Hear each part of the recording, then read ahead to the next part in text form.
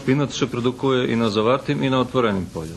U zavartim prostore še produkuje za predavanje prežimu, a na otvorenim za včasni jarnji plasman. Najbitnije je da se dobro pripremi zemljište i da se na vreme, blagovremeno posadi. Znači, to je najbitnija stavka u spanaću.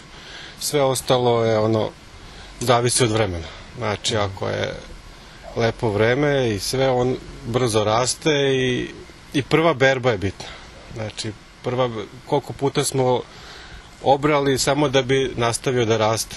Znači, obrali smo, to nismo ni iskoristili te listove, da bi mogao on dalje da buje, da ima velike listove, da bi bio za upotrebu.